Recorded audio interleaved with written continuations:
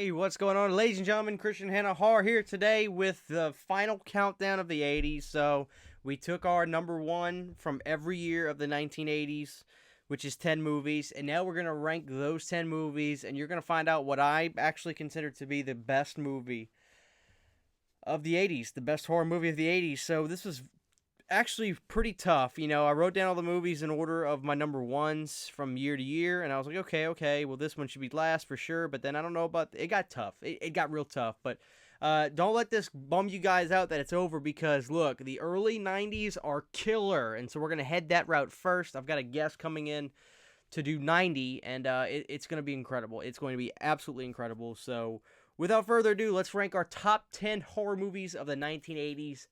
Period. Coming in at number 10 for me, not surprisingly, because of how stout this top 10 is going to be Puppet Master. But don't let that fool you. That means that I think the 10th best movie of the 1980s is could be considered, Puppet Master. It's definitely the calling card from Full Moon. As I said before, Puppet Master is, the best thing Charles Band pulled out of the Full Moon features catalog by far, and he started out with a bang, and it's a movie so revered that till this day everyone knows what Puppet Master is, and we all know that character Blade and Pinhead and Six Shooter, and well, Six Shooter wasn't in the original, but definitely Puppet Master is a great Full Moon movie, and it's a great horror movie, period. So I urge you to watch Puppet Master if for some reason you've never seen it. So there we go. Number 9 is going to be the return of Norman Bates in Psycho 2. Once again, a sequel to one of the greatest horror movies ever made, point blank period, Psycho, is not an easy thing to pull off, but Psycho 2 does it very well. And what I liked about Psycho 2, as I said, was it kind of doesn't really have a storyline. It's kind of weird. He's back in the house, and then this girl he meets starts getting involved in his life, and then it's kind of weird. Obviously it has a storyline, but it's not like, I don't know. It's just a really good movie. And Psycho 2 is the best sequel in the whole Psycho franchise, in my opinion. 3 and 4 are good, but 2 is just awesome. Coming in at number 8 is going to be what I consider to be the best werewolf movie of the 80s. That is The Howling. I didn't get too much gripe from some of you guys about liking The Howling over American Werewolf in London, where some of you did put American Werewolf higher than The Howling, but and that's fine, but The Howling just hits it on all cylinders for me. American Werewolf in London, I don't really see it as a horror movie, and that's fine, because obviously there's some comedy horror movies that I love, but, I don't know, that The Howling just is the pinnacle of horror werewolf movies to me. Coming in at number 7, David Cronenberg's The Fly. That's right, coming in at number 7, which was my number 1 movie in 1986. The Fly beat out a lot of good movies in 86. I forgot what my number 2 was, but I know that this movie was definitely, definitely a fan favorite of that year, which was The Fly. David Cronenberg just hit it out the park. The special makeup effects are insane. The evolution of Jeff Goldblum's character in that movie and how he transforms is just incredibly mind-blowing. And there's no doubt that The Fly has stood the test of time, and it's still one of the greatest horror movies ever made. So that's it. That's The Fly. All right, coming in at number 6 is going to be Paramount's Friday the 13th, The Final Chapter. That's right, one of the best entries in the Friday the 13th franchise. In my opinion, the best entry in the Friday the 13th franchise. I'm going to get a little flack for saying this, but, I always thought that Ted White was the number 1 Jason actor, period. All that angst and frustration and his real, endeavor with doing this movie definitely came out on screen. Just so much anger and aggravation in Ted White's portrayal of Jason, and it's perfect. There's nothing I would change about The Final Chapter. It's that good of a movie. All right, coming in at number 5 is going to be Mr. Romero's and Mr. Stephen King's Creepshow. That's right, Creepshow. Definitely one of the most incredible movies you'll ever see. That's just not like anything else, with the comic book feel, with it just captures it to a T. My personal favorite is Something to Tide You Over. That story with Leslie Nielsen obviously is just a fantastic little episode in there, and it's my favorite. But Creepshow has something for everybody in there, and it goes without saying that Creepshow also has stood the test of time. We just got the new Scream Factory release for it, And, we see it on t-shirts. We see it everywhere. And so Creepshow is there, and it's number 5, and it well deserves to be the 5th best movie of the 1980s. Coming in at number 4, no pun intended, is Halloween 4, The Return of Michael Myers. As I said, in my top 5 of 1988, it was my number 1 movie of 1988, and I just thought it lived up to the hype, the big return of the greatest slasher of all time, Michael Myers, and Halloween 4 just hit it on every cylinder possible from start to finish.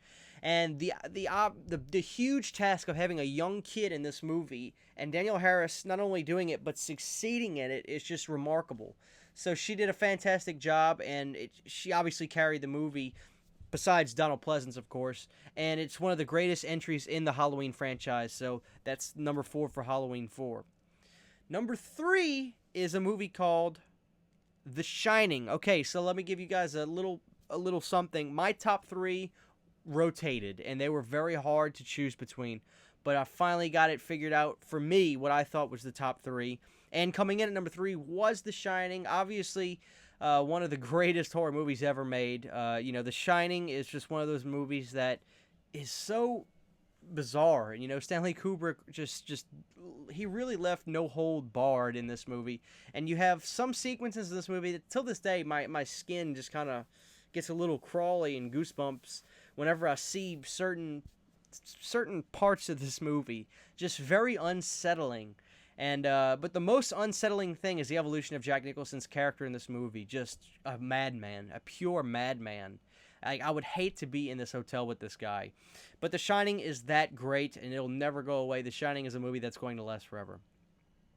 Coming in at number 2, another one from George Romero, that is Day of the Dead. Obviously, you guys probably know now what my number 1 is, but we'll get there. Day of the Dead, I've left no mention of it being my favorite of the Dead series. That's including the remake that Tom Savini was involved in. When it comes to the Dead series, the Romero Dead series, Day of the Dead is by far the best to me.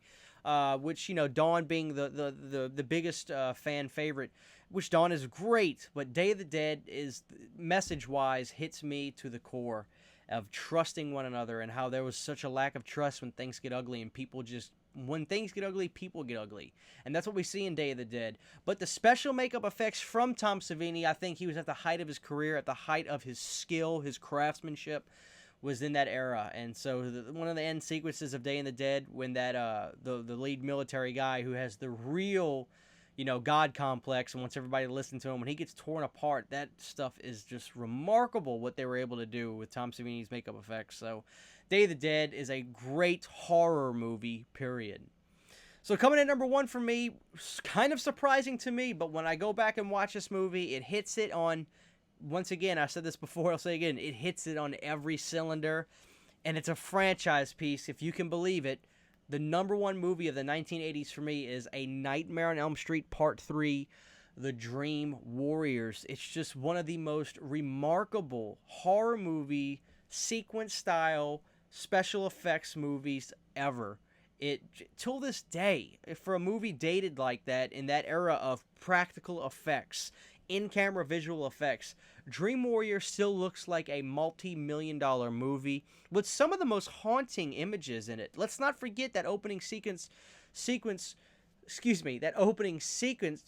where Kristen is running through this haunted alley, and you see the silhouette of Freddy coming down with his hands up. Incredible stuff, just remarkable. And Chuck Russell, while he was a big fan of doing the makeup effects and the practical effects, was still a huge fan of visual and cinematography, which really gives that movie that little bit more of an edge than other movies in this list.